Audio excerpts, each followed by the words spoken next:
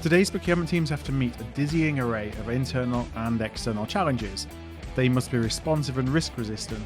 They must respect and even improve the environment and be as inclusive as possible. They must serve the needs of internal buyers, global suppliers, and the bottom line. And perhaps most importantly, they must achieve all of this seamlessly and efficiently.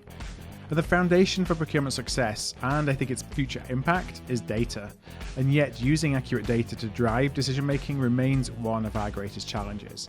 And so, we partnered with Sievo and Buyers Meeting Point to take a deep dive into procurement data ecosystems.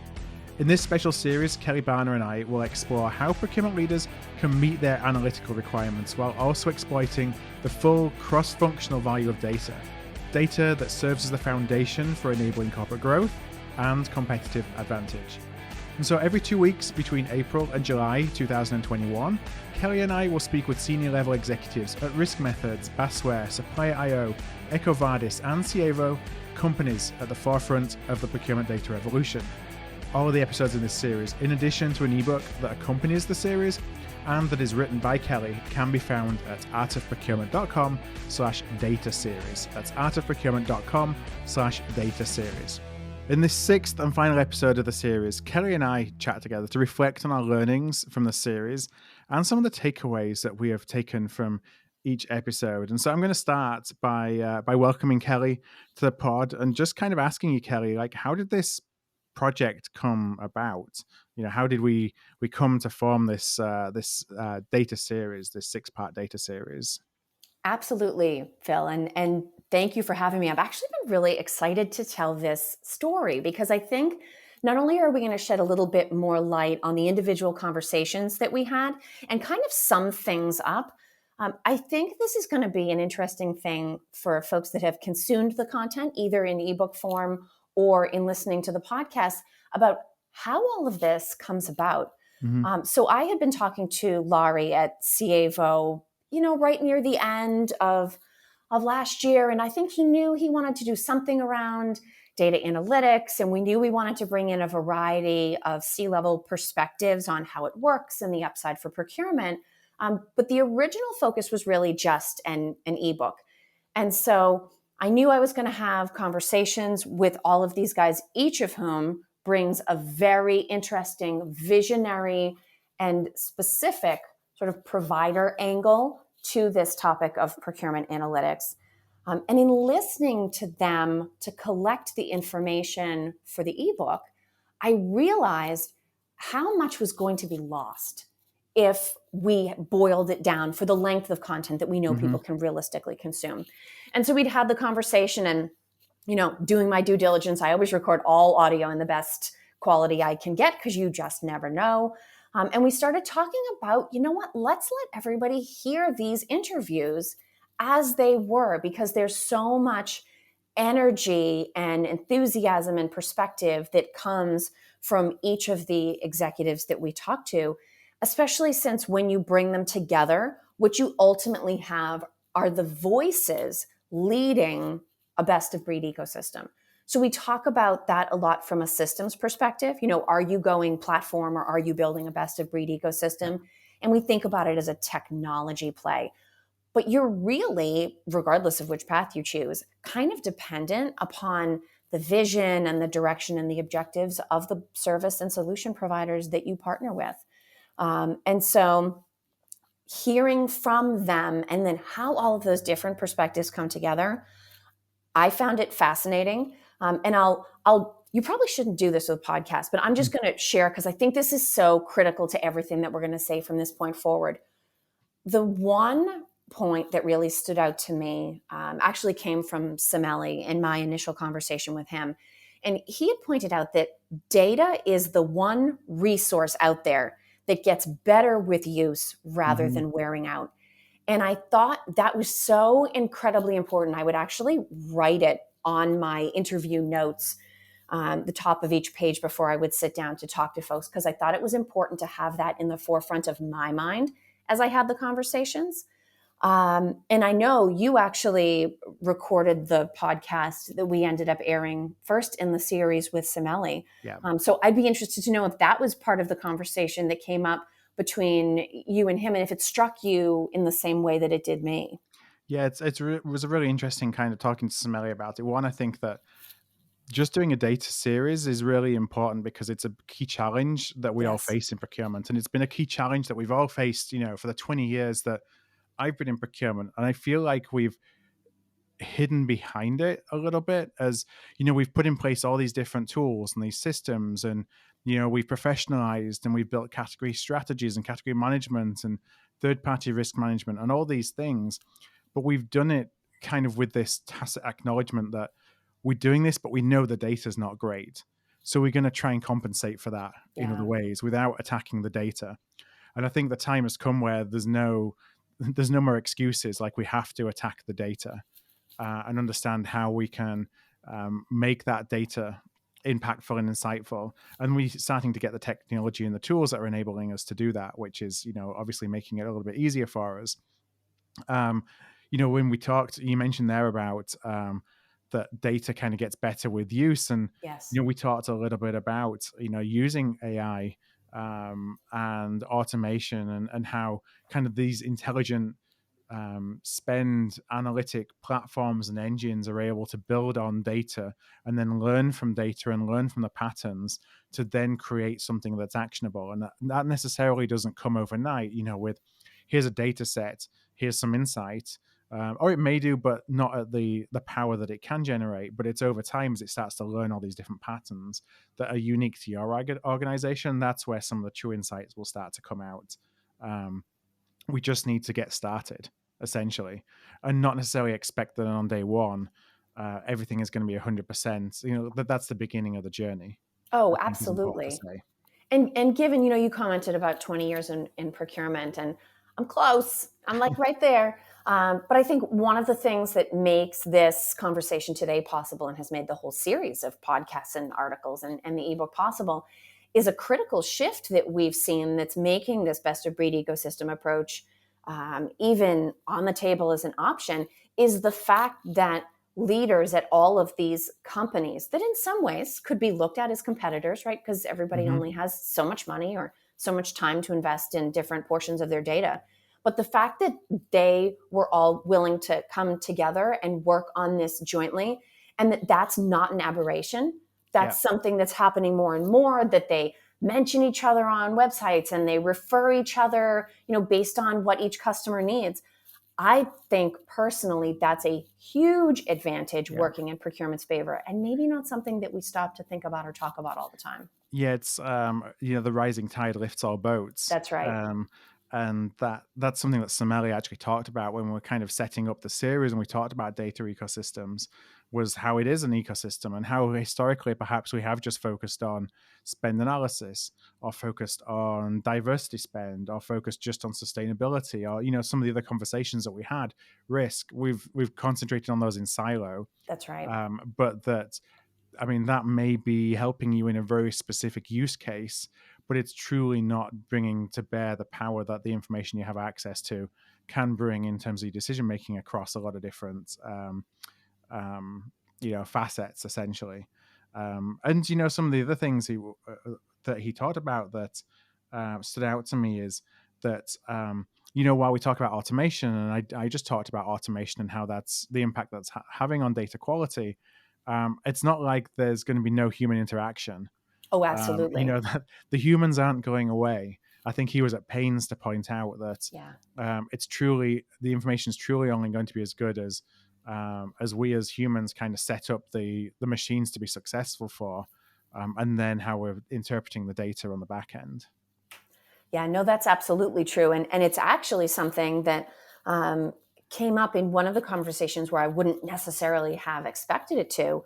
And that was my conversation with Heiko from Risk Methods about, risk, right? I mean, although their solution is one that absolutely leverages automation, and it has to, because no matter where procurement is based, no matter where the company is based, and frankly, no matter where your supplier is based, the risk or the disruption could literally be happening anywhere at any time. And so, that's where you need both that absolute always on perspective on disruption and the notifications that get triggered. Yep. But to that balance about tech and human input, somebody, or preferably a team of people, have to sit down at the beginning of the effort and figure out, what are our primary concerns? What is going to be our risk tolerance? Because if you build something that has no risk, it's going to cost all the money in the world and it's not going to be competitive. And so just because you're maybe not allocating human time to, I don't know, checking news sources or Hmm. checking Google alerts or calling up suppliers, something like that, there's an incredibly nuanced and never done process that has to happen around the company's evolving risk profile and how that's changing, and where opportunities are, where you say, let's consciously accept more risk because we think that there's this potential trade-off that will help us gain market share or help us innovate or reduce costs in some way. But that has to be tied to all of the other enterprise level Yeah. objectives and decision making that's done. Yeah, we talk about risk a lot, and I've done a lot of risk training, and one of the messages that I will give is that you can't manage all risks at all time. And Right. so, you're going through the kind of this inverse funnel to look at what's everything that we buy, that goes all the way down to, what's the 10 risks that I will proactively monitor and manage, because those are going to have the most impact and are the most likely to occur. Actually, when you start to think about risk monitoring at scale, and some of this, being able to leverage some of these data points, you can start to monitor more risks, because it's not Yes. dependent on you reading a Google alert or setting yourself up some notifications that come into your email that are really easy to miss, because you've got the technology that's doing it all for you and alerting you to just the ones that you need to know about. So they're doing the heavy lift of what historically you would say, I'm not even going to look at 90% of the risks because I just don't have the bandwidth to measure it. Right. Well, now you do, because actually you're not the one that's physically doing the monitoring. You've got the technology doing the monitoring for you. And some of the win there is around time, right? Yeah. Because knowing that a disruption has happened or that a risk level has elevated, that's not necessarily a source of competitive advantage. Although you do want to know, because it's part of procurement and supply chain's job to address that. But I think more of the competitive advantage or the value driver is in how fast after the disruption occurs do you find out, because any additional window of time that you have around Hmm. mitigation, positioning, secondary sources, internal communications, finding that strategy, about what the plan is and starting to put it into play, there could be a competitive advantage Yeah. in that. And so part of it is about speed, which, to your point about scale, requires listening basically on a local level everywhere in the world, not only that your suppliers operate, but the points of travel that product or people travel Yeah. through. One of the things that we teach in the training is how you respond to a crisis is a competitive advantage, or if Absolutely. you are responding quickly, it is a competitive advantage. Because I remember an interview we did a long, long, long time ago with somebody called Susan Grelling, Mhm. who is a long-time chief procurement officer and a chief risk officer. Talking about optionality. So your mitigation plans give you optionality to do things quickly. If you've built that into your contracts. But once a risk event's happening and you get those flags, then being able to move quickly, you're already kind of on to the next thing, while your competitors are still trying to figure out how to respond. Yeah, and I know it's a common statement. I know, at least in my days in consulting, I don't know if you heard the same thing. Your days in consulting, hope is not a strategy, Right. and in that same spirit, panic is not an option, Yeah. right? So if hope is not a strategy and panic is not an option, you need information, you need plans, and you need to be ready. Yeah. And it's not easy, but it's work that you have to do long before anything goes wrong. Now, you talked to Niraj of Supplier IO about diversity data, and I remember back, this was probably scarily 10 or 11 years ago, being handed the responsibility to gather diversity spend information for a financial services Yeah. company that ultimately was reported to the regulators and to the government. And our process for doing so was, let's try and extract a couple of spreadsheets, do some Google searches to see if we can find out which of those biggest suppliers are classed as a diversity supplier, Mm. and report that back, and it's usually a measly little number. Things have changed over the last 10 years.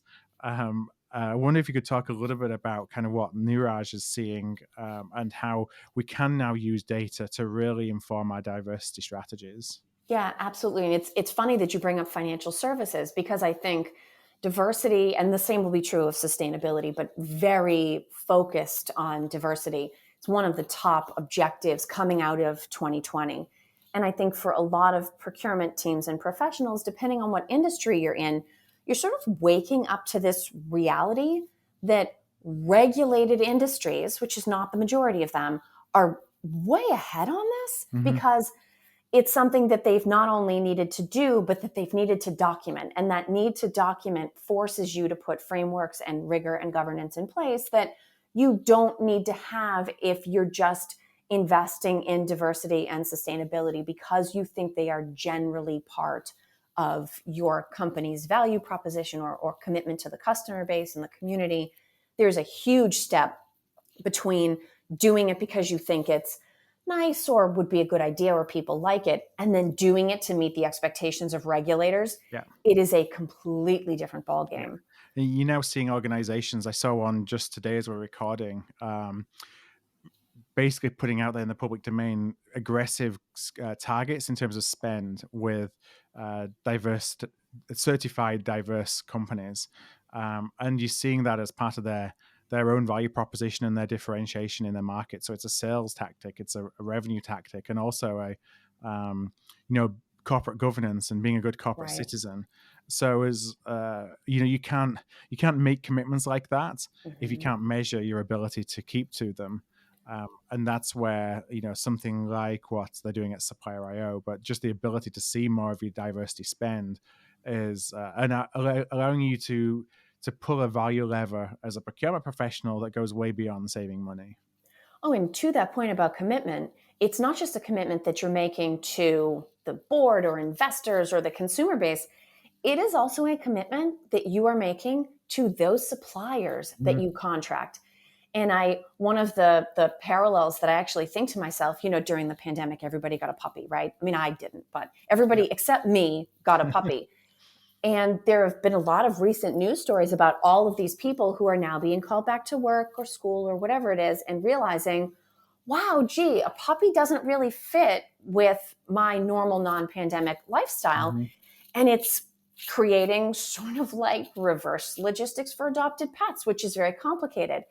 And I think there's a similar dynamic that in some ways I hope we can ward off around working with small and diverse suppliers, because not only when you ask them to bid is there an investment that they have to make, but if they win your contract, especially if you work for a large enterprise, you need to understand that you may now be working with a much smaller company.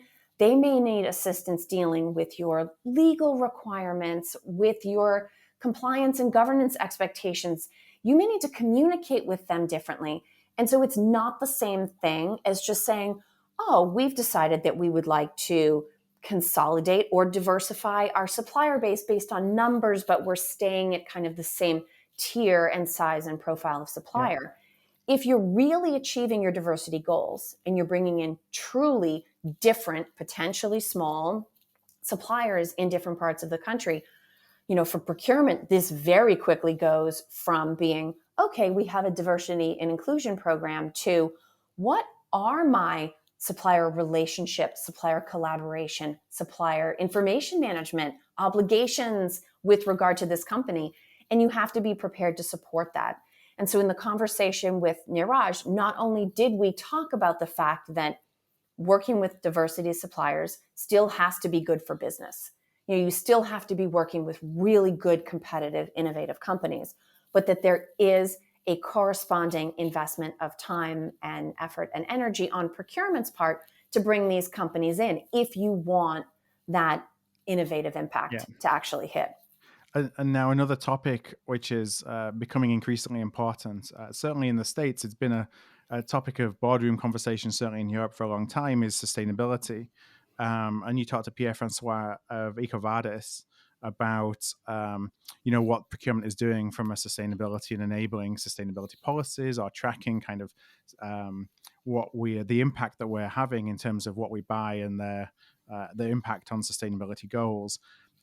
What are the kind of things, I don't know if you recall from the conversation, that the data points that we can track as procurement that actually link with sustainability? Well, the interesting thing about that is that part of where Pierre-Francois and I spent our time was it kind of like we talked about with financial services and diversity, was around the different types of governmental regulations. Hmm. And, I know that there are multiple competing standards and they're not all exactly the same. And the reporting requirements and the KPIs are slightly different. And so, where you are in the world and then where your supply chain goes through will sort of have a role in determining who you work with. And so, therefore, what KPIs and what standards.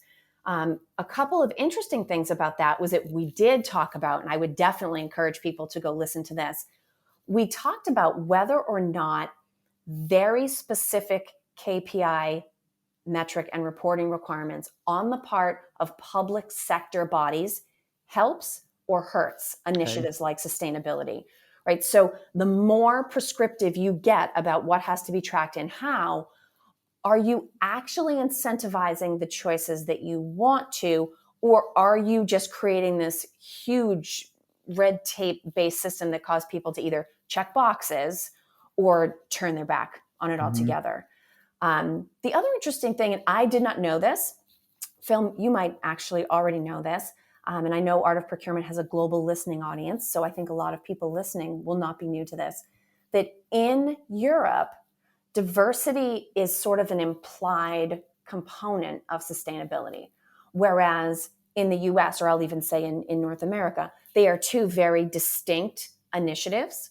And so that also plays into your question about metrics and KPIs and Yeah. reporting, because depending again on where your company is based and which set of standards you choose to go by, you may think you're going down the road of, oh, sustainability means environmental responsibility and minimizing waste and, monitoring conflict minimals and human labor, all that kind of stuff.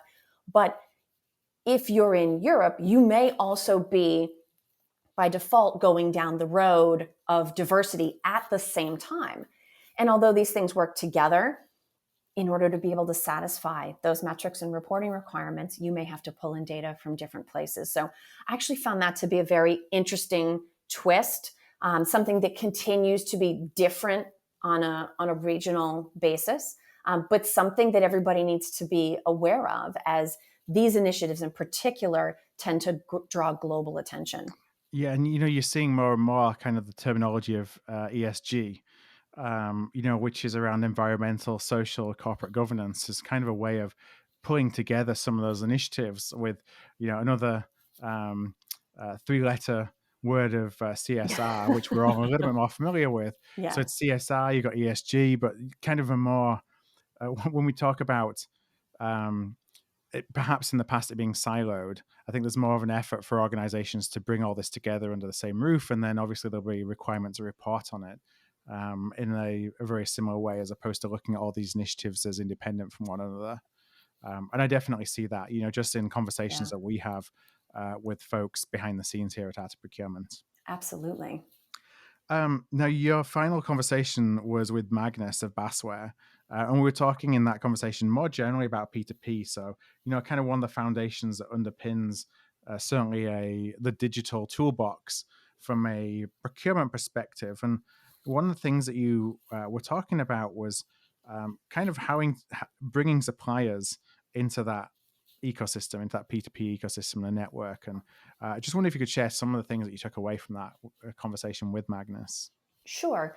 And my conversation with Magnus is unique in that I actually spoke to him almost exactly 6 months after I interviewed everybody else that participated Yeah. in the ebook process. And the reason that that's so important, because Phil, you and I spend all of this time talking to people and reading stuff and studying reports and thinking of new ideas and how do we approach things and answering people's questions. We are never done learning. Mm-hmm. And one of the key things that I learned over the last 6 months that I feel like has entered the procurement vernacular is this concept of experience. And the thing that's so critical about P2P when you think about it, we've just been through this whole thing of talking about AI and global risk and analytics and diversity and sustainability. And then you think, oh, P2P. But Yeah. when you actually think about what those two P's mean and who they touch. So the first one, procure, deals with our internal stakeholders and what type of experience do we want to create and ensure for procurement's internal stakeholders. Those are our distributed buyers. For a lot of them, that technology is procurement. A lot of them will absolutely never interface directly with a person on the procurement team, especially if they're not at the level to be pulled in on a sourcing project. So absolutely critical, that first P. And the second P, payment, who cares about that? Suppliers, big time, right? Yep. And so what's the kind of supplier experience we want to create? Because we can't deliver anything for the organization, speaking as procurement, if we don't partner well with our most strategic suppliers, but truthfully reduce or wherever possible, eliminate friction for even the suppliers that we would typically consider transactional. Because as much as it sounds like, oh, we're going to partner and have relationships with everybody, it's not going to happen. That's just, it's not the reality. But it doesn't mean that they don't have an expectation and shouldn't have an expectation that dealing with our company is not going to be a royal pain in the neck.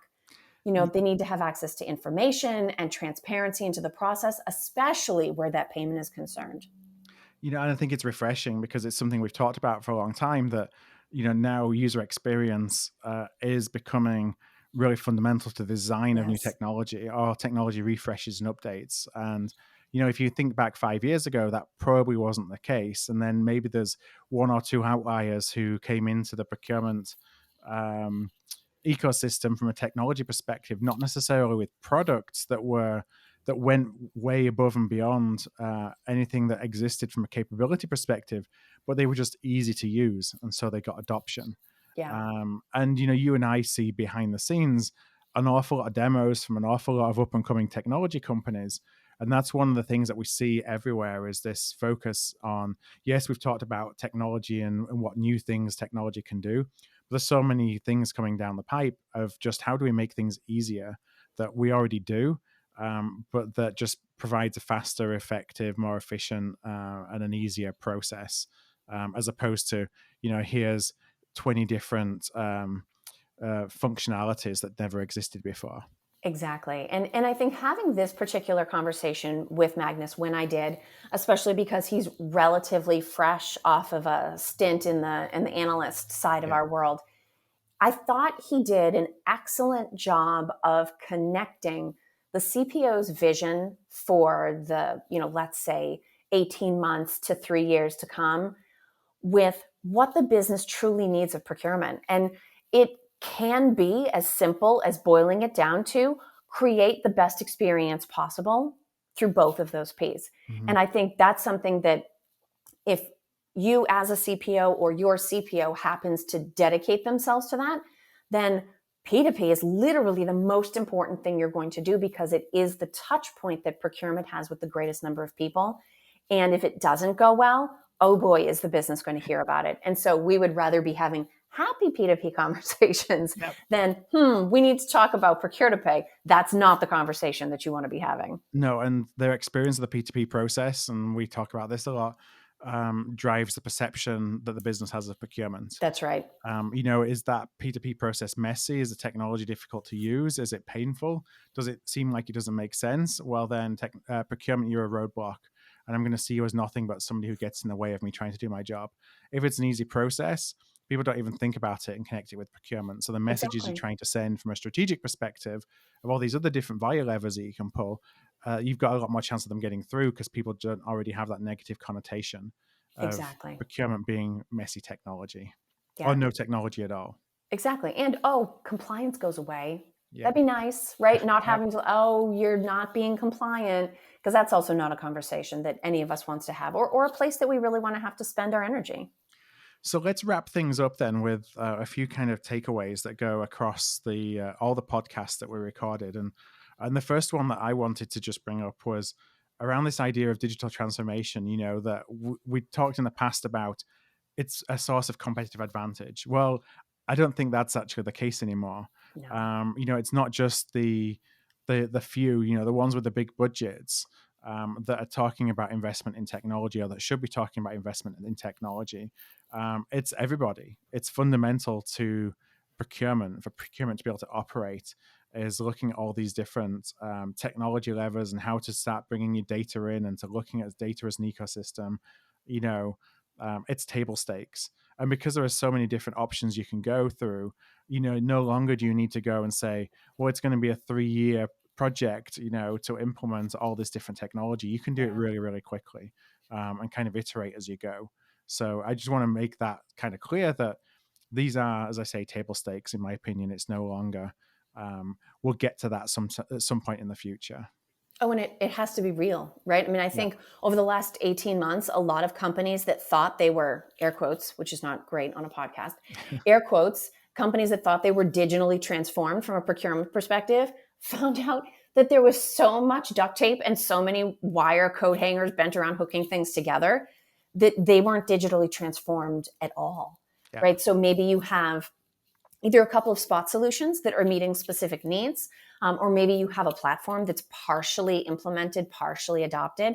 If that all doesn't just click and hum right along, then you're not really digitally transformed. And if people are relying upon digital access to information and processes and supplier contact information, it has to work. It has to be real digital transformation. So I think then if that's the first, and I think that's the right place to start, right? Because that's what we need to drive people towards if they're going to benefit from all of the ideas that were shared in the series.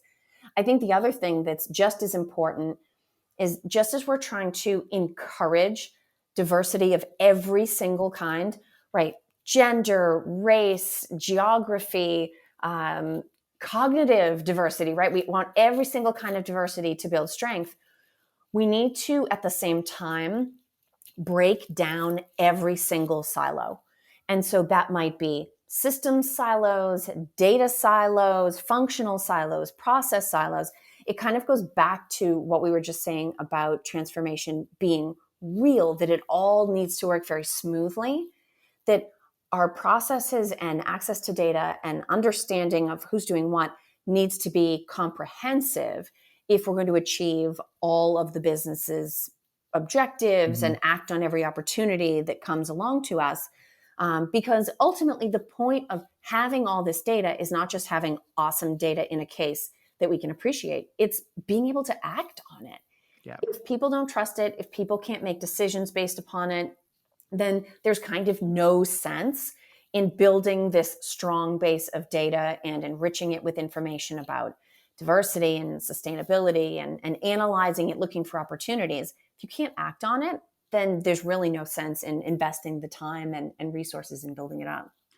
No, and kind of to build on that, the last takeaway that that I had that I wanted to share was that we kind of have to go beyond this idea of what spend data is, Yes. and this is something that Sameli talked about in the first interview that I did with him, where we talked about spend analysis versus spend analytics. Yeah. And historically, I think in procurement, we think about spend as being the historical look back of spend and what has occurred, and whether it's the last quarter or the last year or whatever, and using a tool to enable us to go and do that. But it's all historical data. To how are we kind of taking this bigger picture perspective of all these different data sources that we've talked about to come together to form a more complete picture, and also to help us starting to be a bit more forward thinking and predictive with the data, as opposed to backward looking, and we're kind of reacting, if you will, to that data. And that's the opportunity for us. But that is on us. It's on us as procurement to kind of lead the charge, to make to ensure that the data that we have access to is usable and is accurate, and that we can stand behind and trust. Because I do think that sometimes we, what's the best way of saying it? We blame the data if it's bad, without necessarily taking ownership of making sure it's right and it's good, because it's hard. It's not easy to get this right, No. and so sometimes it's easier just to blame it than to take it by the bull by the horn, so to speak, and lead the charge to improve the quality of the data that we're going to use. And it's a big conversation, right? As I think back on it, even if you only look at the conversations that we had around actually gathering content. Forget planning or editing or putting any of these ideas together and coming up with a process. It's something like 8 or 10 hours worth of conversations that we had that became content as part of this series. And you could have doubled it and we could have not, gone back and rediscussed anything at all. So it's a huge topic. It's a huge conversation, but that means it's a correspondingly huge opportunity that hopefully everybody will take some meaningful progress forward on. And if you're listening to this podcast, this is the first time that you've kind of listened to a pod in this series and you're interested in listening to some of the other conversations. We had 5 interviews throughout the course of this series, as well as this 6th podcast. You can do that, in your podcast app. You'll find all the podcasts just under Art of Procurement, as you usually would. But you can also go online to the Art of Procurement website and just go to artofprocurement.com/data series. That's artofprocurement.com/data series. That's all one word.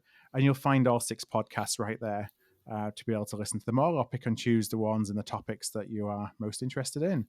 I'm sure, Kelly, this is a topic that we're going to continue to cover over subsequent pods, because it's so fundamental to our forward success. When we did the survey for Mastermind Live back in October, and we asked for challenges in procurement, access to good data, I think, was the 3rd most common challenge that all procurement leaders were facing. So it's something that's certainly not going away, and we're going to be shedding as much light as we can on it. But to listen to any of the pods in the series again, to read the ebook, there's a link to the ebook on that page. You just go to artofprocurement.com/data series. So, Kelly, I want to just wrap up by thanking you. Thank you for all the conversations that you had with the CEOs of the different organizations that we talked to, and the time that you have invested in pulling all this together. So I think there's a really great resource for the procurement community. Absolutely. No, the project was my pleasure. This is the kind of work that you feel honored and excited to be able to get to do. So I thoroughly enjoyed it. And hopefully everybody that either listens or reads some portion or all of the series sees that come through, because this is the fun stuff. It's not easy, but this is definitely the fun stuff. So thanks so much for having me in for this recap. Yeah, not at all. And thank you everyone for listening. We'll be back again next week with another Art of Procurement podcast. Thanks for listening to today's episode, part of our deep dive into procurement data ecosystem series in partnership with Sievo and Buyers Meeting Point. All the episodes will be available as they're published, alongside an accompanying series ebook at artofprocurement.com/data series. That's artofprocurement.com/data series.